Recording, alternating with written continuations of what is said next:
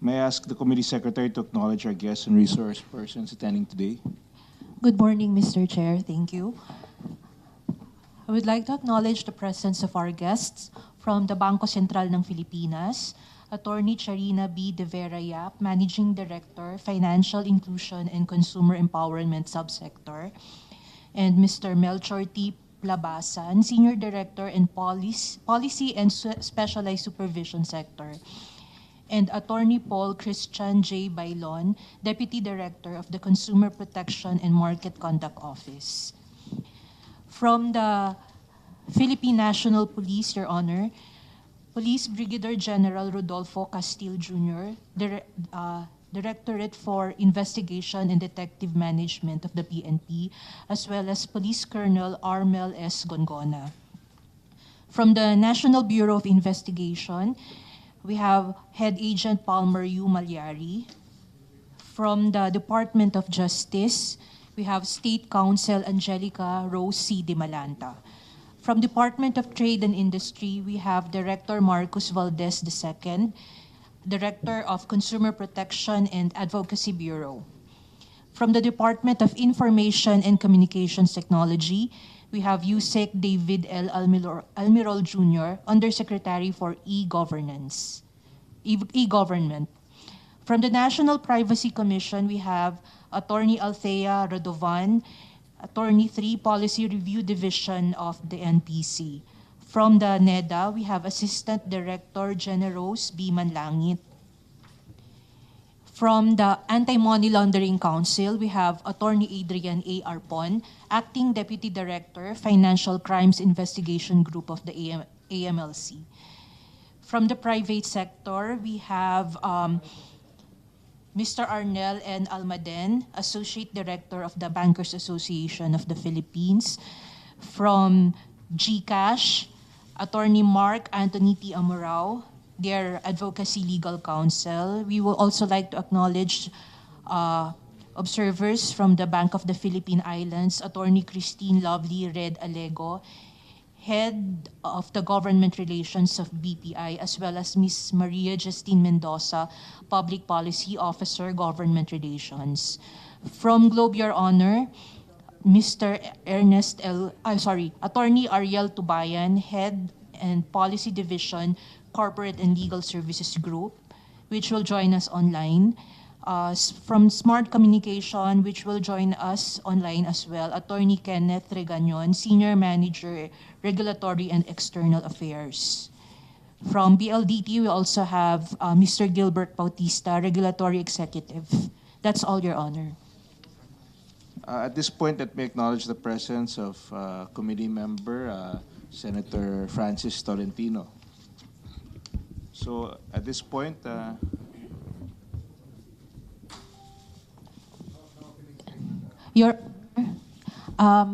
This just came in. I would like to recognize our guest from the Cybercrime Investigation and Coordinating Center, Attorney Florence Filipa Concepcion A. Duque, and Attorney Ryan Joseph Emmanuel M. Tamayo. And from the DOJ, Prosec Agnes Arellano, and their Senior Assistant State Prosecutor. Thank you, Your Honor. thank you. Again, I'd like to acknowledge the presence of Senator Francis Tolentino. And for today's hearing, this committee will continue our discussion on the Anti-Financial Account Scamming Act, also known as the AFASA. In particular, we will consider the following referrals all related to AFASA. Senate Resolution number 589 by yours truly, Senate Resolution number 217 by Sen. Win Gatchalian, Senate Resolution number 470 by Sen. Risa Ontiveros, Senate Bill number 336 by Senator Grace Poe, Senate Bill number 2039 by Senate President Juan Miguel Zubiri, Senate Bill number 2171 by Senator Jingo Estrada, Senate Bill number 2306 by Senator Joel Villanueva, Senate Bill number 1663 by Senator Amy Marcos, Senate Bill number 2407 by Sen. Win Gatchalian, House Bill number 7393 by Representatives Tieng, Villafuerte, and all. In our hearing last September 18, 2023, we had seen the importance of enacting a law that shall strengthen the prosecution of acts constituting financial fraud. The resource persons from the executive presented different acts of fraud committed online. The committee was made aware that these kinds of schemes and scams are rapidly evolving. As presented by the PNP ACG, they have seen a dramatic rise from January to August of 2023 of emerging cyber financial crimes, such as online selling scams, investment scams, ATM fraud, phishing, call scams or vishing, employment scams, loan scams, package scams, profile hijacking, accommodation scams, and love scams. For this very reason, there's a need to pass this AFASA. We need a legislative measure which not only provides for a penalty after the fact, but one which effectively responds or even prevents criminals from facilitating these scams. We in the Committee on Banks, Financial Institutions, and Currencies believe that trust is the currency of banking and finance. We appreciate the efforts of the BSP, the PNP, and the DICT and other stakeholders in actively pushing this bill, which is intended to ensure that the public will trust our financial system. We agree to the fact that having laws against online scammers is not a guarantee that we can protect financial consumers from the constantly evolving modus operandi of scammers. We have to continuously improve our legal system, if possible, be 2 steps ahead of the scammers at all times to effectively protect the public from their nefarious acts. I thank all our resource persons for sharing their insights and assistance in drafting the AFASA. Let us continue our discussions on AFASA. Thank you, and I would like to ask my colleague any questions. We cannot underscore the importance of this measure, Mr. Chairman, considering fast evolving technologies and including taking into consideration what happened the other day as to PhilHealth, which admittedly is a cybersecurity initiative of some malicious personalities. So I am supportive of this measure, Mr. Chairman, but I have to study the details first.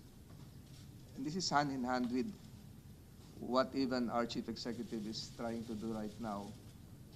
The Armed Forces of the Philippines will be forming a cybersecurity command. We're all aware of that. And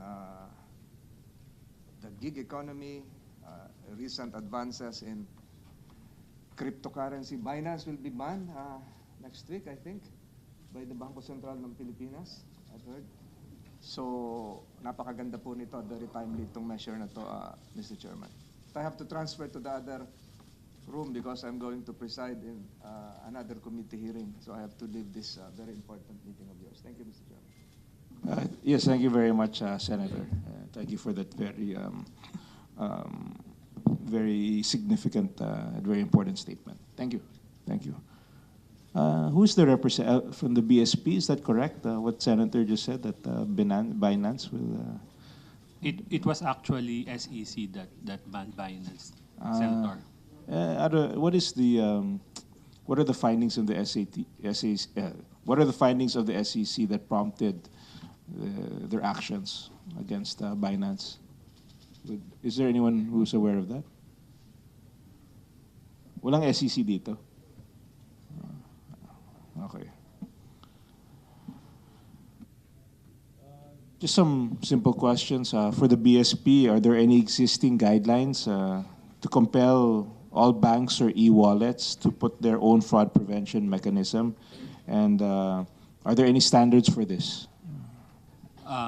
Yes, Your Honor, there are existing guidelines right now requiring financial institutions, both bank and non-bank financial institutions, to adopt a robust real-time fraud management system. Actually, we are in the process right now of checking yung adequacy, existence, and effectiveness of these measures adopted by the bank. As you know, as mentioned by Senator, the modus operandi keeps on evolving. That's why this fraud management system should also be continuously calibrated.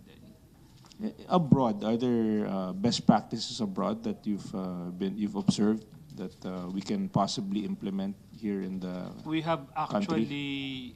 We have actually adapted na, let's say, in terms of multi-factor authentication. the fraud management system, there are only a few regulators that have required them. The implementation of that, BSP is one of the regulators na nag-require na. Given, it was actually initially, I think it was initially started by Singapore, and then other regulators followed. What are these requirements that? The requirement for financial institutions. So after, let's say, we have already required multi-factor authentication. That's why every time na may transaction ka, you receive one-time PIN to complete the transaction. So if ma-compromise pa yung client, there should be a fraud management system wherein the system would analyze the behavior of transaction. Let's say if the system finds out that a certain transaction is out of pattern, not the usual behavior of the client, then it will already block the transaction or call the client to verify if he or she is the one doing that particular transaction.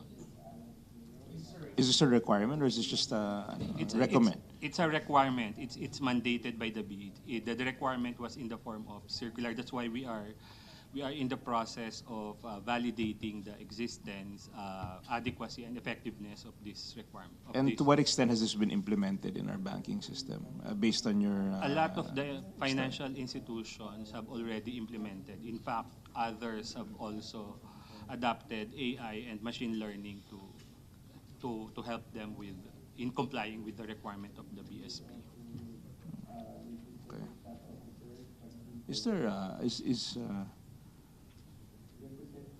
Is there a GCash representative here also? Good morning, Mr. Chair. Good good morning, morning. to our distinguished guests of this honorable committee. I am Attorney Mark Anthony Amura po, representing GCash po. Good morning, attorney. May nabasa kasi ako na may tie-up kayo sa NBI.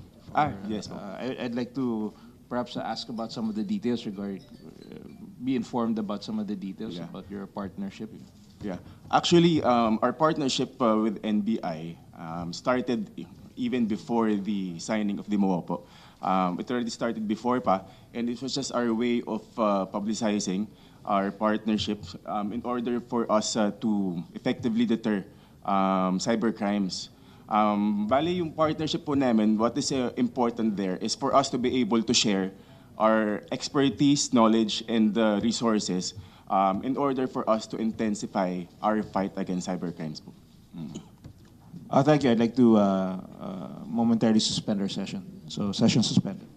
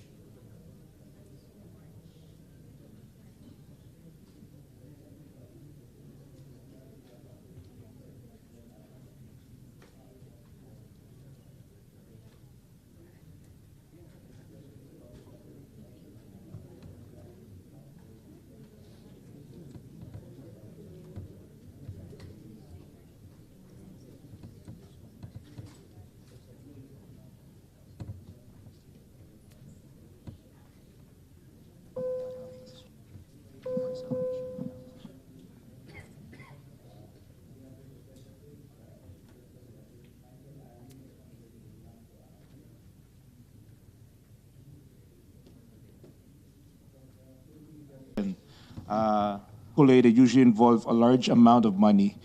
Should we not consider this as a cause of action for the AMLA to step in? Can we consider these fraud transactions as predicate offenses for prosecution under the AMLA?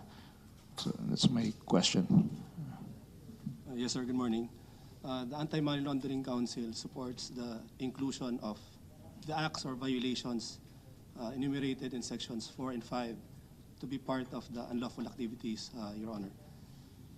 Making them as part of the unlawful activities would compel this covered person to report to the AMLA and for the AMLA to investigate these acts or violations mentioned in section 4 and 5, Your Honor. Is the BSP amenable to adopt the position of the AMLC? Yes, Your Honor. Thank you very much. So I'd just like to ask, can the committee secretariat confirm if there was already a consultative meeting that was conducted in relation to AFASA prior to today's hearing? Yes, Mr. Chair, that was conducted last November 16, 2023. And I presume that for the purposes of the technical working group, we don't have to start from scratch because we already have an informal consultative meeting last November 16, 2023. Yes, Your Honor. So first, we will constitute our technical working group for the AFASA, and accordingly, I move for the creation of the technical working group for AFASA and for the records of November 16, 2023, the records of the November 16, 2023 consultative meeting form part of the records for the TWG.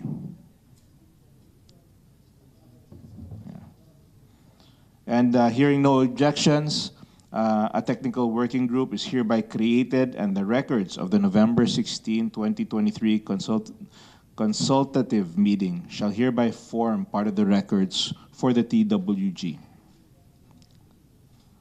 And at this point, let me conclude by expressing my sincerest gratitude to our resource persons excuse me, who participated in our inquiry today and who kindly responded to the committee's questions and shared their valuable insights. We appreciate and take note of your respective comments and positions. I encourage the active participation of our resource persons during our technical working group.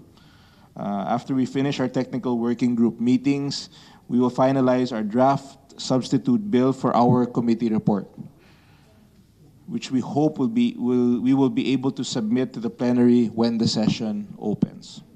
So since there are no objections at this point, I would like to adjourn the hearing. And again, thank you very much for the time, your time, and of course, your lending us your opinions regarding this issue. Thank you very much. Thank you, Mr. Chair.